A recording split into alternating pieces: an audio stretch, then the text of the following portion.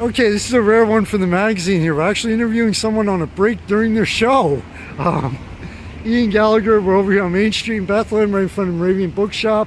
I think this is the first art walk for the season. First of the season, yep.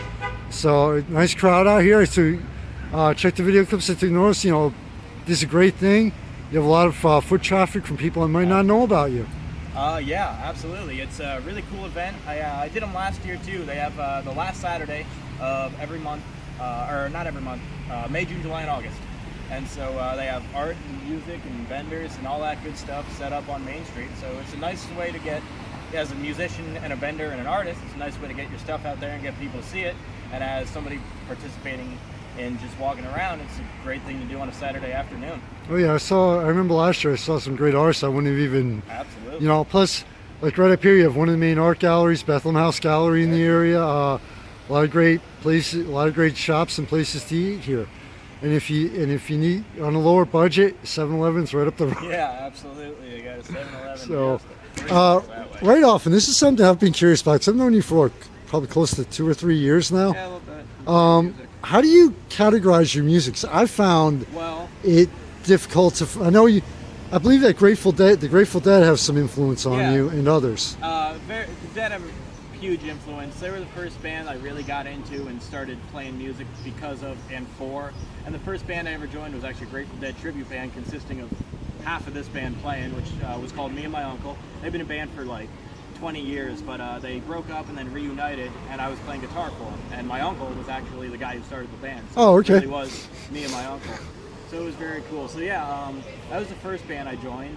And so that type of music, the whole element of improvisation is a big part of my music. When I have a band now called the Frequency Collage. I keep missing them. I apologize. Yeah, that's okay. That's all right. Okay, it's going to be a long summer. Yeah, it's very long. So we do pretty much a 100% improvisational show. We have a couple songs that we jam on. We have an original or two, but most of our structured songs are just segues into other improvisational jams. So we're very electronic and very improvisational, and it's fun to dance to. Okay. There's one other artist I kind of know who's like that, Josh Klein. I've been working with Josh. Josh, I'm sorry, he cannot, and like I found with you at times, it can't be categorized. Even with some of your music that I've seen, I take that as a compliment. You used to do, two winters ago, you used to do the open mic at the coffee shop over in Northampton. Yeah, absolutely. Yeah, I used to host an open mic there. Did that for about, probably like 6 months, and then I started booking music there for about 6 months. Okay. We stopped doing the open mic, and we started booking local bands in there. Yeah. So that was a lot of fun too. A lot of fun. Yeah. Now, how long have you been a musician? I mean, this is like a standard question. Well, I started playing guitar in 8th grade after seeing Bob Dylan live. Seeing Bob Dylan in concert is what made me want to start playing. And so I started taking lessons, I think the summer of 8th going into 9th grade. No, summer of 7th going into 8th. Okay. And then, so I started playing guitar. Took lessons for about 3-4 years. The guy who taught me was an excellent teacher, Ed McCartan. He's in the band Lucky 7. If you ever get to check him out. I keep seeing them. It's one of the bands that's just, when they're playing, I'm like, okay, I gotta be 5 other places. Either, but their guitarist, Ed, is the guy who taught me, and he was an amazing teacher. He taught me not only how to play guitar, but enough music theory that it comes out of every pore in me. I know enough music theory to shake a stick at. And so I started, with music theory, I picked up bass and piano, mandolin, banjo. I have a ukulele, so I can do pretty much any string instrument, and I've been dabbling with some drums and stuff too. So anything that can get me a gig and can have some fun with. Okay, now like Josh. Yeah, now, you know my style of interviews. What's like to think of good questions as they go, and you just gave me. I'm going to take things in a totally different kind of direction right now. But you just gave me an idea for another question that, myself, I'm sure a lot of people and potential musicians are, people want to learn music now, are curious about. What do you think as far as learning on your own, especially with the digital, the internet and everything, versus actually going to here, School of Rock, the Lehigh Valley Charter School, High School for the Arts, which do you think that the formal training, or pretty much learning on your own, or is it or is it more like, okay, whatever works for you? I I get that question a lot from like friends of mine who are just getting into playing guitar and stuff like that. It depends, but I highly suggest formal training because of when you go on YouTube and you type in Sweet Child of Mine guitar lesson, or you go on Google and you Google Sweet Home Alabama tabs, they're teaching you how to play the sounds that are the same sounds that you hear in the recording. And if that's what you want, that's exactly what they're meant to do. But they only teach you what you're playing. They don't teach you why you're playing it. They don't teach you why this can also be this, and this can be this, and this can be this, because of this reason. So that's where I think the formal training is absolutely necessary, to learn the why of music rather than just the what. Okay.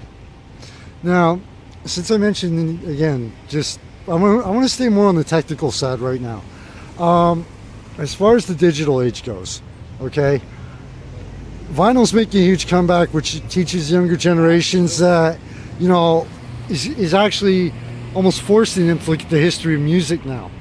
With today's digital age, especially we're in the age of the indies, you know, whether it's an author, whether it's musicians, the corporate, for lack of a better term, and I hate to use it to say it this way, the corporate hold on arts is rapidly deteriorating. For the music scene, Reverb Nation, iTunes, Amazon, Bandcamp? Yeah, Bandcamp. Everything kind of like started off with MySpace. Yeah. Do you think that? How do you think, as far as like the indie, being an indie now versus the way it used to be, where you had to work, start in a garage, go out, play flyers on the telephone. Yeah, go out and, you know, have the van break down in the middle of winter versus, okay, popping something up on YouTube, you know, thank God, Nick, and I'm saying this personally, thank God next year's last season of American Idol age, you know. Do you think that this is actually better than it is now, or is it harder to find out, to judge what's really good? And I actually heard that someplace. It creates a lot more competition, that's for sure, because someone wants to listen to a blues band, they can Google the heck out of blues bands and go see 50 of them in one night, rather than looking in the Go Guide of the local paper and seeing, oh, this guy's playing, I'll go check Or the it out. upcoming events in my magazine. Yeah. I had to throw that in. But it's also an excellent way to get yourself heard and get yourself put into a place that you'd like to be. I've discovered a lot of bands through the related videos tab on YouTube, you know, while watching, you know, someone I want to watch. And it's a tough thing, and it gets a lot of flack, and it also gets a lot of appreciation, and it deserves both. It's a necessary evil, I think. Okay, so now, basically, point blank, is it better now than the way it was like back? I was born in '71. Okay, the one song by Boston, you know, we're just another band out of Boston, you know, and they tell how they worked their way up. Yeah. Do you think it's better now or worse than, you know, basically? I think it's the same. You just have different ways of going about it. Okay, it's just basically just the technology changed on it. You still have to fight your way up. Yeah, absolutely. There's still a lot of competition. There's still a lot of obstacles. Yeah, I would say it's pretty similar with different ways of going about it. Okay. Yeah, because I know as a self-published author, and with my magazine, the marketing part of it that's the time burn right there. And I'm sure it's the same way for musicians. Yeah, am I correct? Absolutely. I mean, it's tough enough to get people to click going to one of your events for a show. It's tough to draw. It's tough to get somebody to know your name and want to keep it in their head. Okay. Now, the way you play and, you know, the style of music you play, sometimes, you know, some bands out there, whether it's cover band or original, you can tell they're just in it for the money. You have a true passion you've always had a true passion for music, am I correct? Oh, absolutely. Ever since I first started getting into it, it was always something that I just kind of understood. I never really had much trouble with it. And, I mean, not that I didn't learn, and not that there's stuff that I that I don't know, because I don't know a lot about music, and I'm learning every time I play a show. I learn something new about my own style of playing. So, but I mean, money, you know, you can't say money doesn't play a big part in it. It is a business, especially when you get to, you know, higher up levels. Yeah. But it's absolutely 100% passion driven for me, at least. And I think for most musicians who are, you know, playing at a lot of local bars and clubs and not getting paid probably what they should be, and it's driven by passion but funded by money. Okay. Now, I'm really going to throw you for a loop here. Do you remember the moment, or the first song or the first band you fell in love with? Oh yeah. The moment you fell in love with music, essentially. You know, what was like the song, the band, or? The Who in general, but Won't Get Fooled Again was the big Yes! one. That's my favorite song by them, and it's the key, that section with that part with the keyboard that it's like. The Who were my first favorite band. I saw them for the first time. They were my first concert. I was in 8th grade. 8th grade. And so that Bob Dylan show must have been summer of 8th grade going to 9th. Because I was in 8th grade when I saw my first concert, which was The Who. And that did it. So from The Who, I got into Bob Dylan. From Bob Dylan, I got into the Grateful Dead.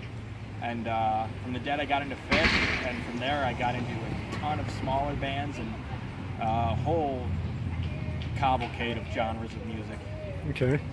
Now, one other question, then we're just in the general interview. I have two that I always wrap it up with, and we're going to, you know, Lehigh Valley here is a great, fantastic music scene. I mean, cover bands, you know, but it seems like, and this is just my professional observation from covering it for close to 3.5 years now, it seems like a lot of the original bands almost have to go out of the area for, I mean, it's like a cover music scene, but like you have the Funhouse, which is fantastic, but it's also, it seems like this area has a lot of places where, like bars and clubs, where it's like, all right, you go there, drink, eat, hang out, and then music is almost like in the background, whether it's a band or a DJ. Is that true, or is that just the way I'm seeing it? It's tough in the Lehigh Valley. I always say that the music scene around here isn't thriving. It's kind of just here. It's kind of just a thing that there is. If you, you know, I can pick out a lot of some musicians from, like Steve Kimmock is an insane guitar player, and he's from Bethlehem. His son is John Kimmock, who still lives here, and so does Steve. But Steve made it because he moved to San Francisco for a little while and was discovered out there. It's a tough scene around here. There's not much of a demand for anything original at all.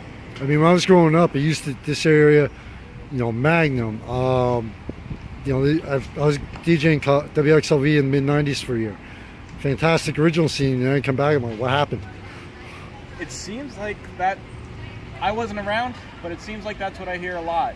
The scene seemed to be thriving back in that era with, from what I hear, a lot of metal and hard rock type stuff. Yeah. And there's still a lot of that, and there's still some great original bands from this area.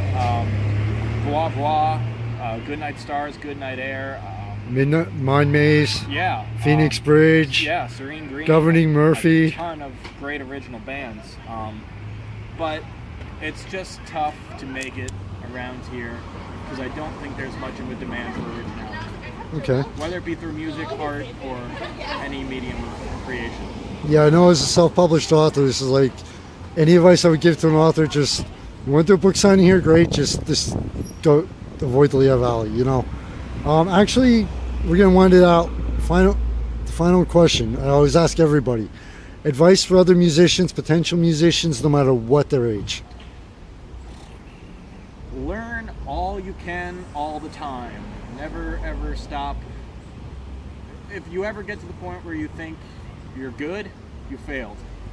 Keep on learning and get your name out there. You got to do covers, but write originals. Write a lot of originals. You can always just pop them up online, sure, if for nothing else. Absolutely. But keep on learning all the time. And you know, I'm only 20 myself, so I'm still. God, I feel like a dinosaur.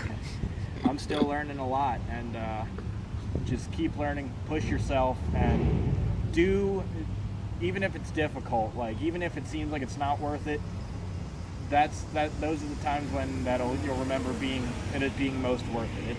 You just gotta keep on learning and keep on pushing. Okay.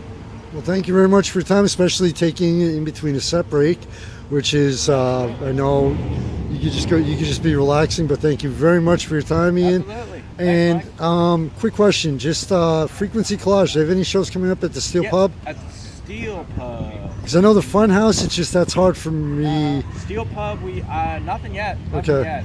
We have. But yeah, any shows coming up with the Frequency? Next Sunday at the Fun House with actually our drummer Russ will be unable to make it, but Josh Klein will actually be sitting in on drums. Okay. And then we have one that we'll be announcing in the near future. Okay. But next Sunday, June 7th at the Fun House with Josh Klein. Okay, cool. Well, thank you very much for your time. Enjoy the rest of the evening. Enjoy this beautiful weather. And I think the rain's supposed to hold off till tomorrow, even though we desperately need it. Yeah, you're telling me. Thanks, man.